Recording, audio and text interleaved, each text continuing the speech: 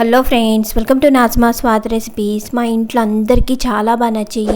Juicy సాఫ్ట్గా ఉండే ఈ జహంగీర్ జామున్ అయితే చాలా ఈజీగా ప్రిపేర్ చేసేసుకోవచ్చు. రెసిపీలోకి వెళ్ళే ముందు ఫస్ట్ టైం నా ఛానల్ చూసినట్లయితే సబ్స్క్రైబ్ చేయండి, లైక్ చేయండి. అయితే లేట్ చేయకుండా మనం రెసిపీలోకి వెళ్ళిపోతాము. రాత్రంతా నానబెట్టుకున్న హాఫ్ కప్పు మినప్పప్పుని ఉదయం మళ్ళీ ఒకసారి మంచిగా వాష్ చేసుకుని వాటర్ ఏమీ లేకుండా గ్రైండర్లో వేసుకుని కొద్దిగా వాటర్ యాడ్ చేసుకుంటూ మెత్తగా గట్టిగా గారెల పిండిలాగా ప్రిపేర్ చేసుకోవాలి.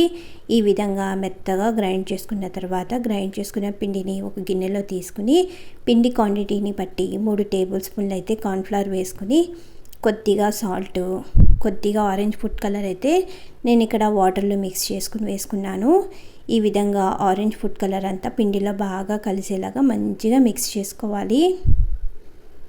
ఈ విధంగా ఫుడ్ కలర్ అంతా పిండిలో బాగా కలిసిన తర్వాత మన పిండి కన్సిస్టెన్సీ ఎలా ఉండాలో కూడా చూపిస్తున్నాను.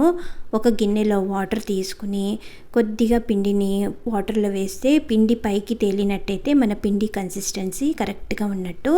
ఈ విధంగా పిండిని ప్రిపేర్ చేసుకున్న తర్వాత ఒక గిన్నెలో 1 కప్పు షుగరు, 1 కప్పు వాటర్ వేసుకుని కొద్దిగా ఆరెంజ్ ఫుడ్ కలరు, కొద్దిగా యాలక్కాయల పౌడర్ వేసుకుని షుగర్ అంతా మెల్ట్ అయితే చాలు, ఎలాంటి తీగ పాకాలు అవసరం లేదు.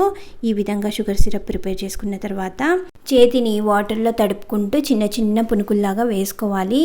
పునుకులు ఆయిల్లో వేసుకునేటప్పుడు ఆయిల్ మరీ ఎక్కువ వేడిగా లేకుండా స్టవ్ మీడియం ఫ్లేమ్లో పెట్టుకుని వేసుకుంటే ముందు వేసుకున్న పునుకులు మాడిపోకుండా అన్నీ ఒకే కలర్లో ఈవెన్గా ఫ్రై అవుతాయి.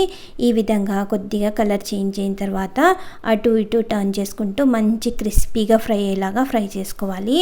మనం ఇక్కడ జహంగీర్ జామున్ని సిరప్లో వేసుకునేటప్పుడు సిరప్ వేడిగా ఉండేలాగా చూసుకోవాలి. ఒకవేళ చల్లారిపోతే కనుక కొద్దిగా వేడి చేసుకుని ఈ విధంగా ప్రిపేర్ చేసుకున్న జామున్లన్నీ సిరప్లో వేసుకుని జామున్లన్నీ మంచిగా డిప్ అయ్యేలాగా డిప్ చేసుకుని ఒక 20 మినిట్స్ నానితే టేస్టీ జహంగీర్ జామున్ అయితే రెడీ అయిపోయినట్లే. మీరు ఇంట్లో ఒకసారి కంపల్సరీగా ట్రై చేయండి. Thank you for watching.